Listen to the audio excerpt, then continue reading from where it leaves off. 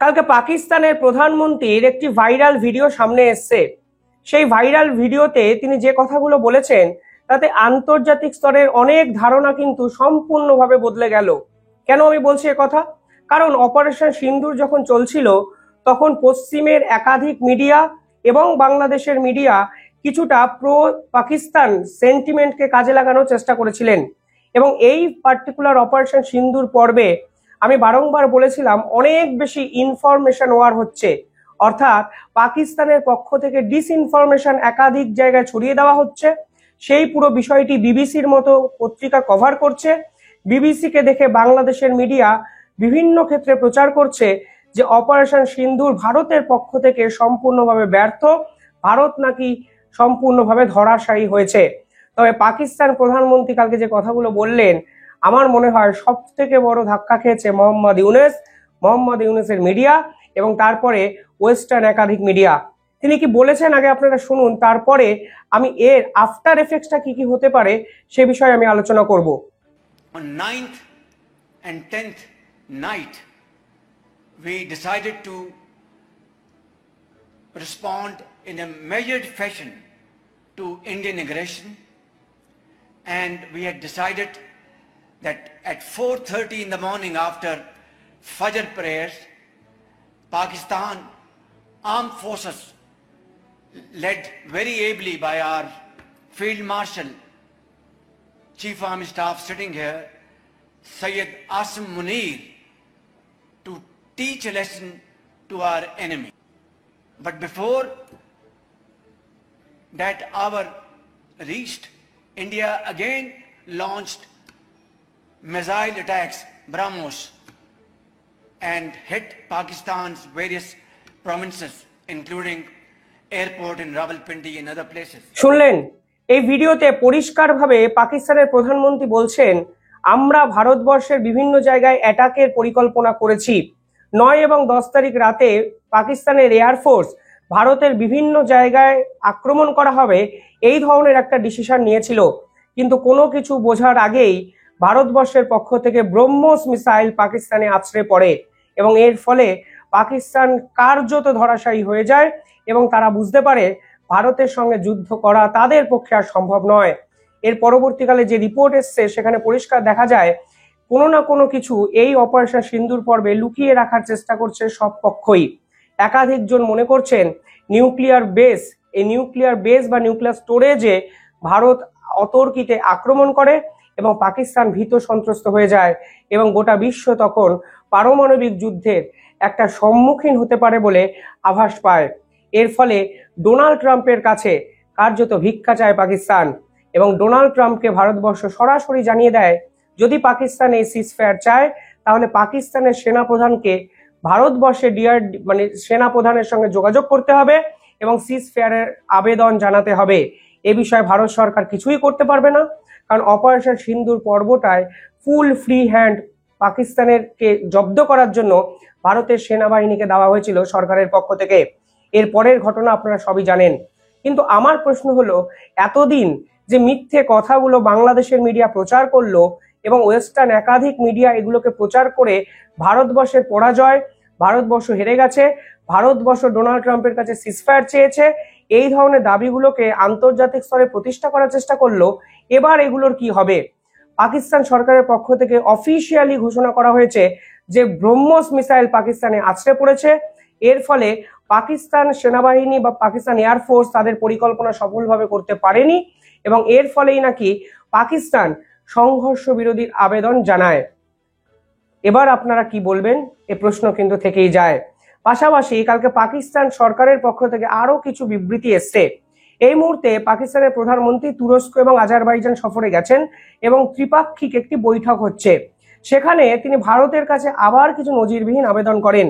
এমনভাবে আবেদন করছেন যেন ছোট্ট বাচ্চা শিশুরা পাড়ার মাস্টারমশাইকে আবেদন করছেন যে স্যার আমি আর দুষ্টুমি করব না, আপনি প্লিজ আমাদের ক্ষমা করে দিন, আমি আপনার কাছেই রেগুলার পড়তে আসব এবং মন দিয়ে পড়াশোনা করব, আপনি দয়া করে আর আমাকে প্রহার করবেন না বা মারবেন না। কালকে পাকিস্তানের প্রধানমন্ত্রীর কথাবার্তাগুলো শুনে একদম হুবহু ছোট্ট দুষ্টু বাচ্চা ছেলেটার কথাই মনে পড়ে। তিনি কি বলেছেন? তিনি বলেছেন আমরা ভারতের সঙ্গে শান্তি চুক্তি করতে চাই, আমরা শান্তির কথাবার্তা বলতে চাই, কিন্তু ভারতের কাছে একটাই অনুরোধ, সিন্ধু জলচুক্তি স্থগিত করার সিদ্ধান্ত থেকে যেন ভারতবর্ষ পিছিয়ে আসে এবং আমরা এ বিষয়ে নিঃসন্দেহে দ্বিপাক্ষিক আলোচনাতে প্রস্তুত। পাকিস্তান সরকারের প্রধানমন্ত্রী এতটাই বিপাকে পড়েছেন যে তিনি আজারবাইজান সফরে গিয়ে ভারতের কাছে ভিক্ষা চাইছেন এবং বলছেন আমরা আলোচনা চাই, আমরা কথাবার্তা বলতে চাই, সিন্ধু জলচুক্তি স্থগিত করার সিদ্ধান্তকে কিছুতেই আমরা মেনে নিতে পারছি না। এর পরবর্তী ধাপে কি বলেছে, তারা বলেছেন আমরা ভারতের সঙ্গে ব্যবসা বাণিজ্য করতে চাই। হঠাৎ করে পাকিস্তানের আজকে মনে হয়েছে ভারতের সঙ্গে ব্যবসা বাণিজ্য তারা করতে চায় এবং না করলে তাদের দেশের অর্থনীতি সম্পূর্ণভাবে ধ্বংস হয়ে যাচ্ছে, একটা অর্থনীতির মেরুদণ্ডটা সম্পূর্ণভাবে ভেঙে যেতে শুরু করেছে। কারণ অলরেডি পাকিস্তানের সরকার IMF থেকে 1.3 বিলিয়ন লোন নিয়েছে, সেই লোনের শর্ত পূরণ করতে তারা কিন্তু হিমশিম অবস্থার মুখে পড়ে গেছে এবং সেই লোনের শর্ত যদি শর্ত মানতে হয় প্রতিবেশী দেশের সঙ্গে সম্পর্ক ভালো করতেই হবে পাকিস্তানকে। সেই প্রেক্ষাপটে দাঁড়িয়েও পাকিস্তান সরকারের একদম খোদ প্রধানমন্ত্রীর এই ধরনের ভিক্ষা বলে অনেকে মনে করছেন। তিনটে কথা কালকে পাকিস্তানের পক্ষ থেকে বলা হয়েছে। তারা বলেছেন তারা কাশ্মীর সমস্যার সমাধান চায় এবং সেক্ষেত্রে নাকি কাশ্মীরের কিছু মানুষকে জিজ্ঞাসা করা হোক এবং UN রেজলিউশন অনুযায়ী কাশ্মীর কি চায় সেই পুরো বিষয়টার ডিসপুটটাকে তারা মীমাংসা করতে চাইছেন। হঠাৎ করে আন্তর্জাতিক স্তরে ফের একবার কাশ্মীর প্রসঙ্গ তারা তুলে ধরতে চাইছেন এবং কোথাও না কোথাও ইঙ্গিত করছেন জাতিসংঘ বা রাষ্ট্রসংঘ হয়তো কাশ্মীর ইস্যুতে পাকিস্তানের সঙ্গে আছে। দেখুন, রাষ্ট্রসংঘের ভূমিকা নিয়ে এখানে প্রশ্ন উঠবেই, 100% প্রশ্ন উঠবে, কারণ ভারতবর্ষ লাগাতার ভাবে পাকিস্তানের একাধিক জঙ্গি সংগঠনকে নিয়ে রাষ্ট্রসংঘকে ব্যবস্থা নিতে বলেছিল। আপনারা জানেন কাশ্মীরে রাষ্ট্রসংঘের একটি অফিস ছিল, সেই অফিস কাশ্মীরে শুধু ছিল সেটা নয়, ইসলামাবাদেও একটা অফিস ছিল রাষ্ট্রসংঘের। তাদের কাজই হলো LOC-তে যদি কেউ রুল ভায়োলেট করে তার বিপক্ষে ব্যবস্থা নেওয়া। সেই রাষ্ট্রসংঘের কাজ হলো আন্তর্জাতিক যে চুক্তিগুলো আছে, যেমন ধরো সিমলা এগ্রিমেন্ট, এই পার্টিকুলার চুক্তিগুলো দুই দেশই মেনে চলছে কিনা সে বিষয়ে ব্যবস্থাপনা সম্পূর্ণভাবে ঠিকঠাকভাবে করা। কিন্তু আজকের দিনে দাঁড়িয়ে ভারতবর্ষ অফিসিয়াল প্রেস কনফারেন্স করে জানিয়ে দিয়েছে রাষ্ট্রসংঘকে 2023-24 লাগাতার ভাবে TRF অর্থাৎ দ্য রেজিস্ট্যান্স ফোর্স এই সংগঠন এবং আল কায়দা, লস্কর ই তৈবার মতো একাধিক সংগঠনের প্রক্সি সংগঠনকে নিয়ে হাইলাইট করা সত্ত্বেও অফিসিয়াল বিবৃতি বলছি জাতিসংঘ বা রাষ্ট্রসংঘ একটা ব্যবস্থা অবধি নেয়নি। আর আজকে পাকিস্তান সেই রাষ্ট্রসংঘের কথা বলছে এবং তারা দাবি করছে তারা এখন এই কাশ্মীর ইস্যুতে ডিসপুটটাকে মেটাতে চায় এবং রাষ্ট্রসংঘের রেজলিউশন অনুযায়ী তারা ভারতের সঙ্গে কথাবার্তা বলতে চায়। পরিষ্কার বোঝা যাচ্ছে সিন্ধু জলচুক্তি যেভাবে স্থগিত করা হয়েছে সেই জলচুক্তি সম্পূর্ণভাবে বন্ধ হয়ে যাওয়ার পর তারা রিয়েলাইজ করেছে তারা আসলে অর্থনৈতিকভাবে শুধু নয় সামাজিকভাবে ভীষণ মাত্রায় ধাক্কা খাচ্ছে। কারণ এই সিন্ধু জলচুক্তির উপর, সিন্ধু নদী জলের উপর তাদের যে জিডিপি, সেই জিডিপি 23% ডিপেন্ড করছে এবং ওভারঅল যদি ডিপেন্ডেবিলিটি দেখেন তাহলে 34% ডিপেন্ড করে আছে। এই প্রেক্ষাপটে দাঁড়িয়ে সিন্ধু জলচুক্তি চালু করা উচিত এই দাবি পাকিস্তান করছে, কারণ কোথাও না কোথাও পাকিস্তান মানবিক কারণে ভাবতে বলছে ভারতকে। এবার পাকিস্তান যদি মানবিকতার কথাবার্তা বলে হাসি পায়, পাকিস্তান মানবিকতার কথা বলছে আর আমি এটাকে ব্যাখ্যা করছি সেটা আমার নিজেরই হাসি পাচ্ছে। কারণ নৃশংসভাবে পাকিস্তান যেভাবে কাশ্মীরের হিন্দুদের বেছে বেছে হত্যা করেছে, বিশ্বাস করুন আজকের দিনে দাঁড়িয়ে কোনো মানবিকতার সংজ্ঞা দিয়ে এই হত্যা লীলাকে জাস্টিফাই করা যায় না এবং পাকিস্তানকে যতদিন না অবধি আন্তর্জাতিক স্তরে শাস্তি দেওয়া হচ্ছে ততদিন অবধি ভারতবর্ষ অপারেশন সিন্দুর বন্ধ করবে এই ঘোষণাও কিন্তু করেনি। কিন্তু পাশাপাশি কালকে কিন্তু সব থেকে বড় কেসটা খেয়েছেন মোহাম্মদ ইউনেসি। কারণটা কি? কারণ হলো পাকিস্তান সরকারকে দিনের পর দিন ব্যাক করে গেছে একটাই দেশ আন্তর্জাতিক স্তরে, তুরস্ক এবং আজারবাইজান তো রাষ্ট্রসংঘে অবধি লড়াই করেছে, ছেড়ে দিনের কথা, সাউথ ইস্ট এশিয়ার কথা ভাবুন। সাউথ ইস্ট এশিয়াতে একমাত্র দেশ যে প্রথম থেকে পাকিস্তানকে সাপোর্ট করে ভারতের বিপক্ষে একটা বড় সড়ো যুদ্ধ চাইছেন।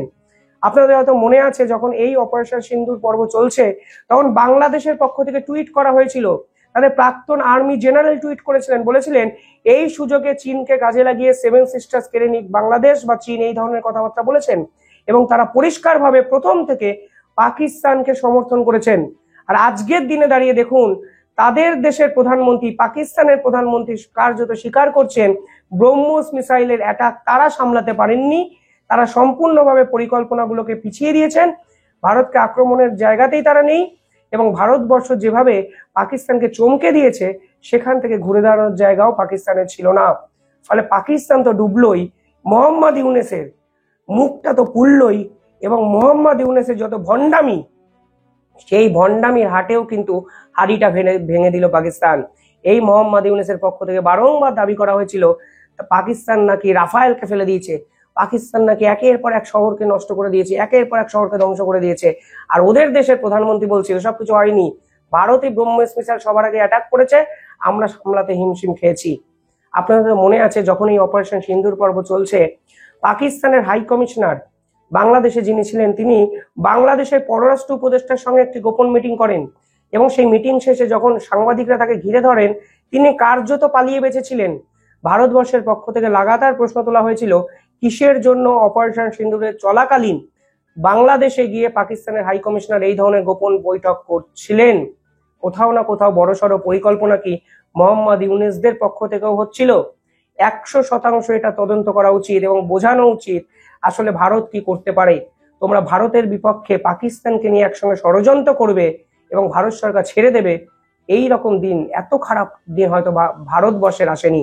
তবে মোহাম্মদ ইউনূসের মুখটা পুড়েছে, মোহাম্মদ ইউনূসের হাড়িটা হাতে ভেঙেছে। আর সব থেকে বেশি যারা বিপদে পড়বে তাহলে বাংলাদেশের মিডিয়া, কারণ তারা যেভাবে ফেক নিউজ যেভাবে ন্যারেট করে গেছেন, যেভাবে এস্টাবলিশ করার চেষ্টা করেছেন, তা পাকিস্তান সরকারের পক্ষ থেকেই সম্পূর্ণভাবে উড়িয়ে দেওয়া হলো। আর পাকিস্তানের এত ভয় কিসের? কেন হঠাৎ করে এত আলোচনা চাইছেন? দুদিন আগে তো কত হুমকি হুঁশিয়ারি দিচ্ছিলেন, নিউক্লিয়ার বোমা দিয়ে উড়িয়ে দেওয়ার কথা বলছিলেন ভারতকে, আর আজকে সিন্ধু জলচুক্তি নিয়ে আলোচনাই বা চাইছেন কেন? প্রশ্ন কিন্তু থেকেই যায়। কমেন্টে জানাবেন এই পাকিস্তানকে কি ফের একবার বিশ্বাস করা উচিত নাকি কোনো আলোচনাই করা উচিত নয় ভারতের? জানাবেন আপনাদের মত। আর চ্যানেলটি ভালো লাগলে একটু সাবস্ক্রাইব করে দেবেন। ধন্যবাদ।